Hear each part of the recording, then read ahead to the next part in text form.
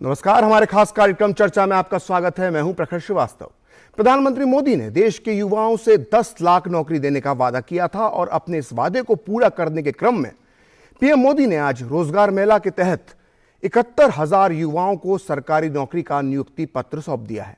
आपको बता दें कि इस योजना के जरिए केंद्र सरकार ने विभिन्न विभागों और संगठनों में भर्तियां कर रही है। खास बात है कि आज ये तीसरा रोजगार मेला था। इससे पहले प्रधानमंत्री ने पिछले वर्ष अक्टूबर में 75,000 और नवंबर में 71,000 नवनियुक्त सरकारी कर्मचारियों को नियुक्ति पत्र दिए थे। नवनियुक्त कर्मचारियों को संबोधित करते हुए प्रधानमंत्री मोदी ने कहा कि इस वर्ष का यह पहला रोजगार मेला है और सरकारी नियुक्तियों से हजारों परिवारों के जीवन में आशा की एक नई किरण जागेगी।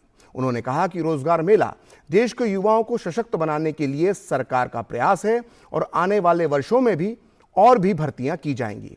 आज हम अपने इस खास कार्यक्रम में युवाओं के दिए गए प्रधानमंत्री के संदेश और देश में बढ़ते हुए रोजगार के अवसरों पर बात करेंगे। लेकिन पहले देखते हैं कि पीएम मोदी ने अपने भाषण में आज 5 बड़ी बातें क्या कही।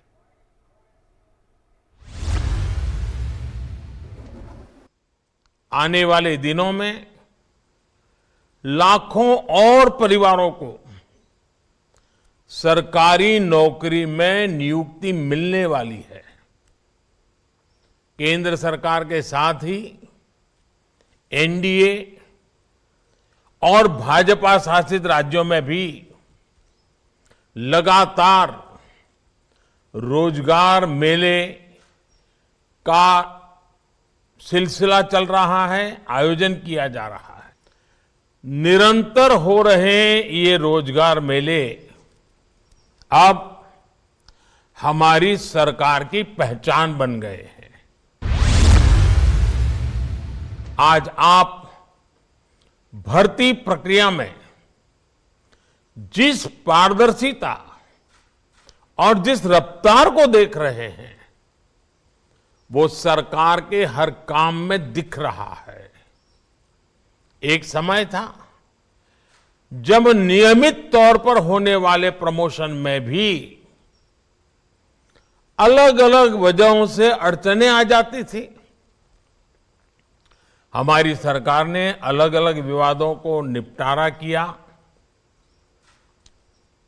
कोर्ट कचहरी के भी मामले ढेर सारे होते हैं। लंबे समय से रुके हुए प्रमोशनों को बहाल करने की प्रतिबद्धता दिखाई। शासन व्यवस्था में हमारा मंत्र होना चाहिए, सिटीजन इज ऑलवेज राइट। वही भावना हमारे भीतर की सेवा प्रवृत्ति को और ताकत देती है। अगर आप सेवा भाव को मन में रखकर इन 140 करोड़ मेरे देशवासियों की सेवा करना इतना बड़ा सौभाग्य मिलेगा, जीवन में एक अवसर मिला है और उस भाव से हम काम करेंगे तो इसका लोगों पर सकारात्मक असर पड़ेगा।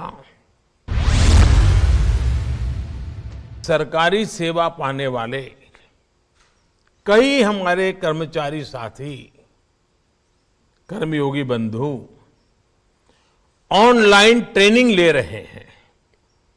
Digital training platform iGOT Karmayogi से उन्हें भविष्य की तैयारी के लिए मदद मिल रही है। ऑफिशियल ट्रेनिंग प्रोग्राम से अलग इस प्लेटफॉर्म पर और भी कई कोर्सेज हैं। मुझे विश्वास है कि सेल्फ लर्निंग थ्रू टेक्नोलॉजी ये आज की पीढ़ी को मिला हुआ अवसर है। आज गांवों, कस्बों या शहरों में भी ऐसे एंटरप्रेन्योर्स दिख जाएंगे जो लोगों को ऑनलाइन सेवाएं देने में अपना एक नया क्षेत्र खोल करके काम आगे बढ़ा रहे हैं। आज भारत के छोटे छोटे शहरों में लोग जिस तरह स्टार्टअप शुरू कर रहे हैं वो अपने आप में नई पीढ़ी के लिए आकर्षण का केंद्र बना हुआ है, आत्मविश्वास का केंद्र बना हुआ है।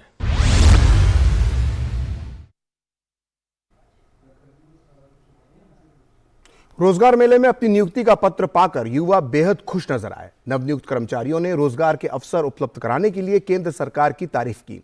इस मौके पर प्रधानमंत्री ने कुछ नवनियुक्त कर्मचारियों से बातचीत भी की। आइए देखते हैं ये बातचीत किस तरह से हुई।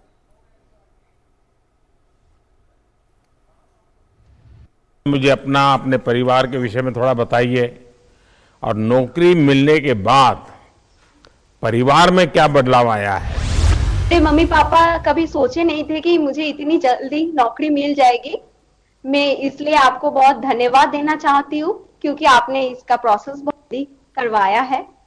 और मैं अभी मेरे मम्मी पापा को फाइनेंशियली हेल्प कर पा रही हूँ। फैजल, आप भी तो आई गॉट कर्मयोगी का जरूर लाभ लेते होंगे। उस प्लेटफॉर्म पर आपको कितनी मदद मिली? व्यक्तिगत रूप से आपको क्या बेनिफिट होता है? नए ज्वाइनीज के लिए जो प्रारंभ मॉड्यूल बनाया गया है, मैंने उसके सभी 8 कोर्सेज किए हैं। ऑनलाइन होने की वजह से इन कोर्सेज को करना बहुत आसान रहा। प्रारंभ मॉड्यूल का मैंने सेल्फ लीडरशिप कोर्स किया है, जो जिससे मुझे मदद मिली है खुद को बेहतर जानने में। अच्छा, बताइए, जूनियर इंजीनियर की ये नौकरी प्राप्त कैसे हुई आपको? इसका 2 स्टेज में एग्जाम होती है, कंप्यूटर बेस्ड एग्जाम होती है।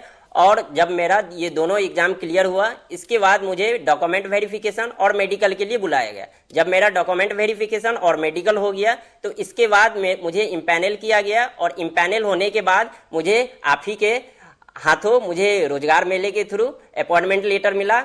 और मैं बहुत खुश हूँ कि मुझे आज आपसे बात करने की मौका भी मिल चुका है। माँ ने भी मजदूरी की है, कुली का काम किया है, पिताजी ने भी मजदूरी की है। अब आप यहाँ पर पहुँचे हैं तो कैसा लग रहा है उनको? I am so happy, sir. My family was so happy. While pursuing BTech in mining, I simultaneously prepared for GATE exam. So I qualified. After that, Rozgar Mela given this wonderful job, sir. Thank you.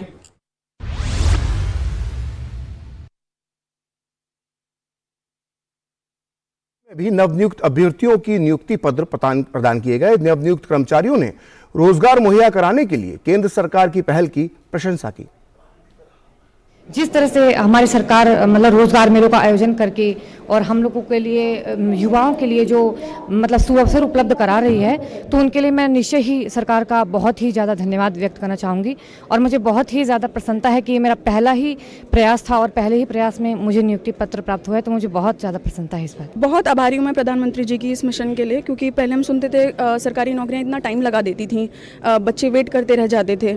लेकिन आज की date में मुझे याद है कि 1 साल भी नहीं हुआ है मुझे एप्लीकेशन के लिए अप्लाई किए हुए। 3 फेज़ का एग्जाम था मेरा, सब कुछ कंप्लीट होकर आज मेरे हाथ में अपॉइंटमेंट लेटर है। तो मैं काफ़ी आभारी हूँ प्रधानमंत्री जी की इस प्रोसेस के लिए। मिशन मोड बहुत ही बेहतरीन, पहले काफ़ी टाइम लग जाता था मतलब न्यू अपॉइंटमेंट होने में, पे एग्जाम होने में। अब मिशन मोड के तहत बहुत जल्दी एग्जाम हो रहे हैं। आप ऐसे सीजीएल देख लीजिए और बहुत सारे एग्जाम, स्टेट एग्जाम भी बहुत जल्दी हो रहे हैं।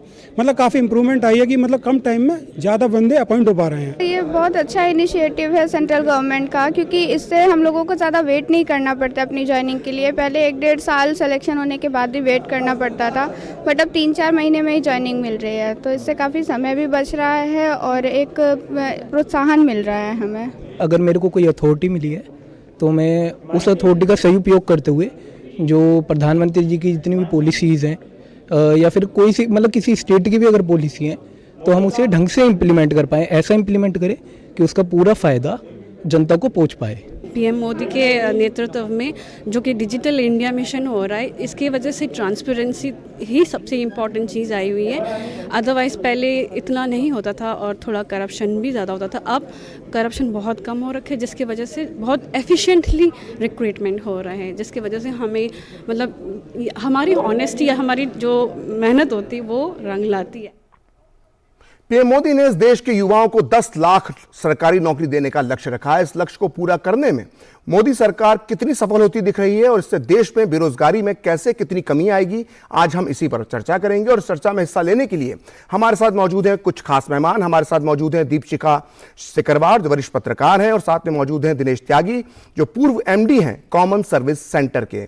दिनेश जी, मैं आपसे जानना चाहूंगा कि बेरोजगारी हमेशा से इस देश के लिए एक बहुत बड़ी समस्या रही है और जब पीएम मोदी 10 लाख नौकरियां आने वाले समय में देने वाले हैं तो ये सरकार की तरफ से कितनी बड़ी पहल है? देखिए, अनएम्प्लॉयमेंट का इशू बहुत ज़्यादा है और बच्चों पे असर करता है। तो ये जो इनिशिएटिव है 10 लाख एम्प्लॉयमेंट क्रिएट करने का, बहुत ही अच्छा है। ये युवाओं में एक नई जान, जैसे आपने देखा कि उनके चेहरे पे, उनके परिवारों में खुशियां लाता है। और बहुत अच्छा है कि प्रोसेस सिंप्लीफिकेशन जो है डिजिटल की वजह से, उसके लिए बहुत बधाइयाँ सरकार को। और बहुत बच्चे बहुत खुश हैं कि बहुत इजी है, ट्रांसपेरेंट है और आसानी से हो जाता है और टाइमली हो जाता है। सो ये जो फीचर्स एम्प्लॉयमेंट के क्रिएट करने में शुरू किए गए हैं, ये बहुत ही प्रेज वर्दी हैं और इनका इनिशिएटिव, इनका इम्पैक्ट भी सिग्निफिकेंट होगा। एक ये 10 लाख तो सरकारी नौकरियां हैं, लेकिन भारत सरकार में बहुत सारे दूसरे इनिशिएटिव लिए गए हैं, जिसमें सेल्फ एम्प्लॉयमेंट, आत्मनिर्भर भारत का जो सरकार का उद्देश्य है, उसमें बहुत सारे लोगों को सेल्फ एम्प्लॉयमेंट के लिए प्रेरित किया जाता है। और हमारे देश में ज़्यादातर जो एम्प्लॉयमेंट पोटेंशियल है, एम्प्लॉयमेंट होता है, वो नॉन गवर्नमेंट सेक्टर में ही होता है। Government is only one part of the story, जिससे इग्निशन टाइप है, कैटलिस्ट की तरह काम करता है। बट बाकी जो सेक्टर्स हैं, जैसे कि स्टार्टअप्स हैं, स्टार्टअप्स को जो बढ़ावा दिया गया, और जैसे कि ऑनरेबल प्राइम मिनिस्टर ने कहा कि डिजिटल सर्विसेज देने के लिए जो सिटीजन सर्विस सेंटर्स हैं देश में 5 लाख हैं, वो करीब 2 मिलियन पीपल को एम्प्लॉयमेंट क्रिएट करते हैं। 4 लोग एक सिटीजन सर्विस सेंटर पे काम करते हैं, which is very large significant. तो डिजिटल इंडिया के माध्यम से एम्प्लॉयमेंट पोटेंशियल काफ़ी बड़ा है। और इसी तरह एग्री एंटरप्रेन्योर्स के लिए भी सरकार ने काफ़ी इनिशिएटिव लिए हैं। और जैसे जो फार्मर प्रोड्यूसर ऑर्गेनाइजेशंस हैं, वो बनाई जा रही हैं। करीब 4000 के करीब फार्मर प्रोड्यूसर ऑर्गेनाइजेशन स्टार्ट की गई हैं, उनमें भी एम्प्लॉयमेंट जनरेट करते हैं। क्योंकि हमारे देश में ज़्यादातर एम्प्लॉयमेंट का जो पोटेंशियल है वो एग्रीकल्चर सेक्टर में, क्योंकि हमारा कृषि प्रधान देश है, तो उस सेक्टर में ही agri entrepreneurship, digital service delivery platform जो हमारे सिटीजन सर्विस सेंटर्स हैं, उनकी बदौलत काफ़ी एम्प्लॉयमेंट पोटेंशियल जनरेट होता है। और भारत सरकार उसी तरह मदद भी कर रही है। भारत सरकार के जी दिनेश जी, आपने सही बात कही कि भारत सरकार उस तरह से मदद कर रही है। हमारे साथ दीपशिखा भी हैं। दीपशिखा, आप भारतीय अर्थव्यवस्था के साथ साथ ग्लोबल इकोनॉमी को भी समझती हैं। हम देख रहे हैं कि पिछले कुछ दिनों में, खासकर कोविड काल के बाद, अमेरिका हो या यूरोपियन कंट्रीज हो या चाइना हो, यहाँ से लोगों को कई बड़ी बड़ी कंपनियां छटनी कर रही हैं। और ऐसे में भारत सरकार नौकरियां देने की पहल कर रही है। ये कितना बड़ा इसको आप एक कदम मानती हैं?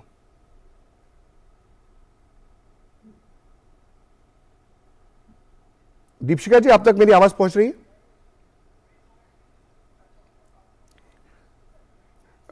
दिनेश जी, मैं आपसे जानना चाहूंगा, जो सवाल मैंने दीपशिखा से पूछा था कि पूरी दुनिया में हम देख रहे हैं कि छटनी का दौर चल रहा है, अमेरिका से लेकर यूरोप और चीन तक, और ऐसे में भारत सरकार नई नौकरियां युवाओं को दे रही है। ये कितना बड़ा संदेश है?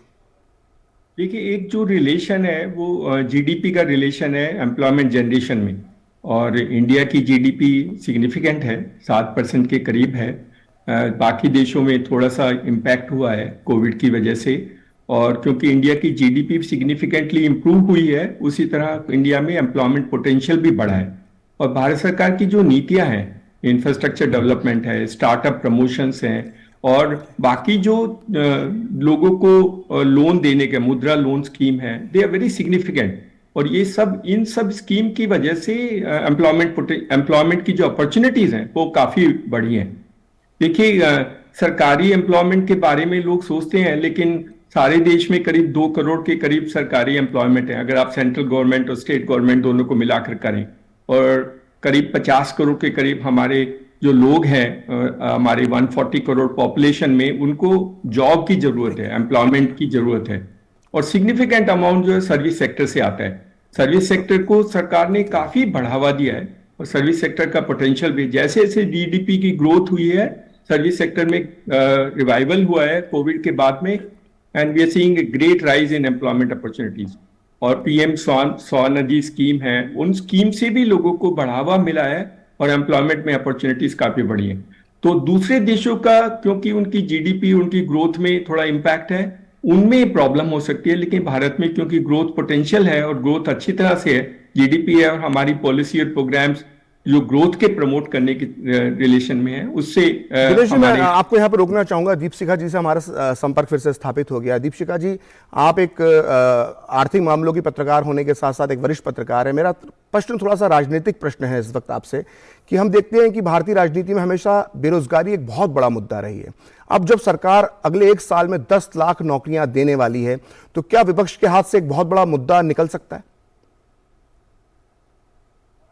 देखिए, जब ये प्रधानमंत्री ने अनाउंसमेंट किया था जून 2022 में, उसके पहले हमने देखा था कि जो राज्यों में चुनाव हो रहे थे रोजगार को लेकर के, रोजगार एक बहुत बड़ा मुद्दा के तौर पर उठाया गया था विपक्ष में।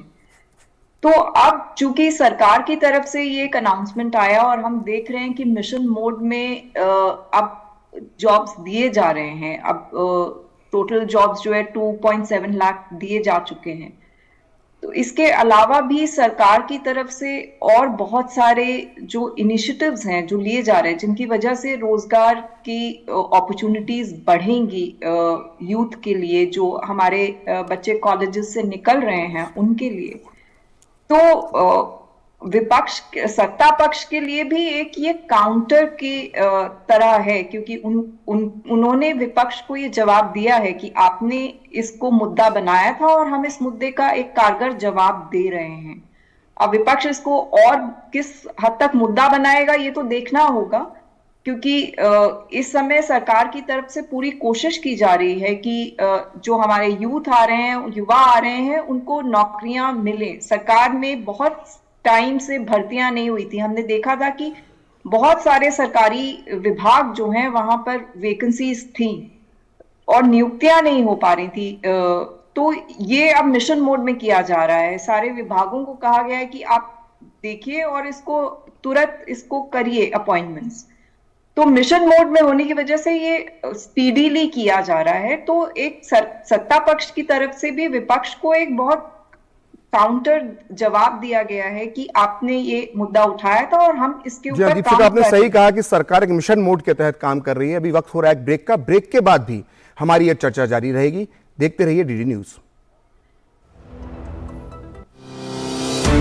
परीक्षा यानी रिजल्ट, एडमिशन, करियर और सक्सेस का प्रेशर, इस स्ट्रेस को मैनेज करने क्यों ना ले प्रधानमंत्री नरेंद्र मोदी जी से मोटिवेशन। अगर आपको फोकस करना है तो पहले डी फोकस होना सीख लीजिए। सिर्फ परीक्षा के अंक ही जिंदगी नहीं है।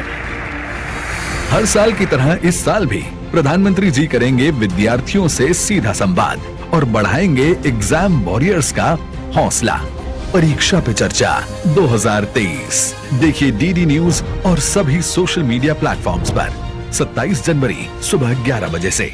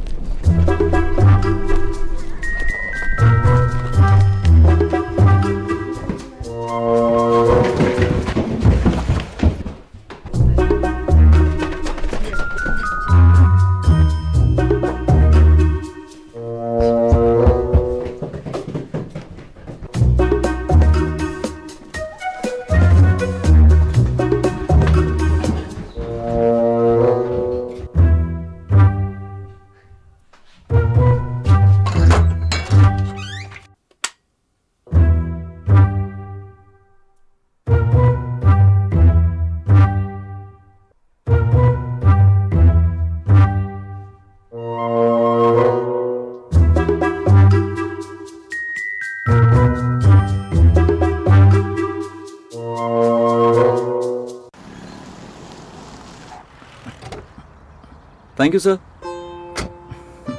जिंदगी टॉप गियर में चलेगी जब परिवार के कल की सुरक्षा होगी नॉन स्टॉप। इसलिए मेरी मानो, आज ही जुड़िए प्रधानमंत्री जीवन ज्योति बीमा योजना और प्रधानमंत्री सुरक्षा बीमा योजना से, जो देती हैं 2-2 लाख रुपए का बीमा। दिखाइए समझदारी, निभाइए जिम्मेदारी। आज ही अपनी नजदीकी बैंक शाखा या डाकघर जाकर इन योजनाओं से जुड़ें। जल्दी करो यार, प्लीज जल्दी। दूसरा कोई मैच है क्या? ऐसा ही कुछ है यार, बैंक जाना है दादाजी को लेके। हाँ यार, उम्र होने पर कभी कभी मदद तो लगती है, पर बैंकिंग में नहीं। वैसे भी आरबीआई कहता है सीनियर सिटीजन सबसे पहले। अगर आप 70 साल से ऊपर हैं और आप बैंक नहीं जा सकते तो बैंक आएगा आपके पास जरूरी सेवाएं लेकर, वो भी वाजिब दरों पर। सीनियर सबसे पहले। आरबीआई कहता है जानकार बनिए, सतर्क रहिए।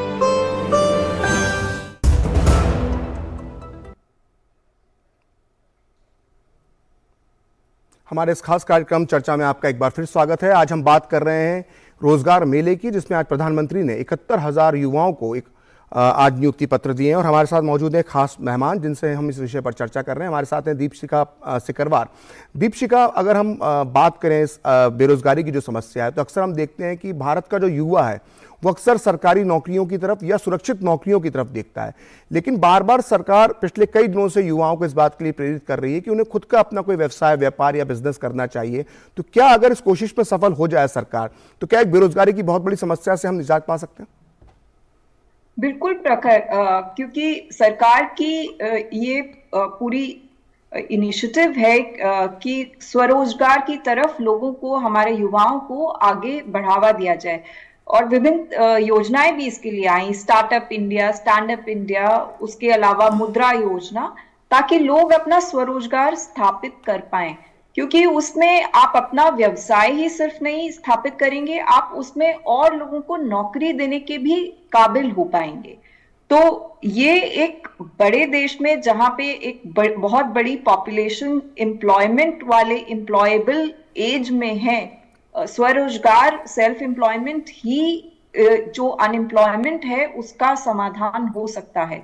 सरकार ने तो बहुत ही लिमिटेड जो हैं वो नौकरियां हैं और वो लिमिटेड नौकरियां ही दे सकती है। उसके अलावा भी निजी क्षेत्र में नौकरियों को किस तरह से आप बढ़ावा दे सकते हैं, इस पे ध्यान दिया जा रहा है और इसके लिए नीतियां बनाई जा रही हैं। और इसके ही चलते युवाओं के लिए बहुत अपॉर्चुनिटीज जो हैं, एम्प्लॉयमेंट अपॉर्चुनिटीज क्रिएट हो सकती हैं। अगर जिस तरह से हमने देखा है कि स्टार्टअप सेक्टर में हमने देखा है कि बहुत अच्छा परफॉर्मेंस रहा है स्टार्टअप्स का, बहुत सारे यूनिकॉर्न्स निकले हैं। तो बहुत सारे स्टार्टअप्स में युवा जुड़े हैं उनसे, उन्होंने उनको, और वो स्टार्टअप्स ने रोजगार भी प्रदान किया है। तो सेल्फ एम्प्लॉयमेंट। हमारे साथ दिनेश जी भी हैं, उनसे भी समय का अभाव है इसलिए एक आखिरी सवाल मैं उनसे पूछना चाहता हूं कि दिनेश जी, हम देखते हैं कि कई राज्य सरकारों ने भी अपने चुनावी वादों में लाखों नौकरियां देने के वादे कर रखे हैं, लेकिन हम देखते हैं कि जब युवा सड़क पर उतर रहे हैं तो उनको वहां पर लाठियां मारी जा रही हैं। तो ऐसे जो राज्य हैं जो बड़े बड़े वादे तो कर दिए हैं, ऐसे में इन राज्यों की, क्योंकि जब रोजगार देने की बात आती है, बेरोजगारी की समस्या को दूर करने की बात आती है, तो राज्य सरकारों की भूमिका भी बहुत बड़ी हो जाती है। केंद्र सरकार अपना काम कर रही है, तो राज्य सरकार अपनी रोल को कैसे बढ़ा सकते हैं और इस समस्या से निपटने में क्या योगदान दे सकते हैं?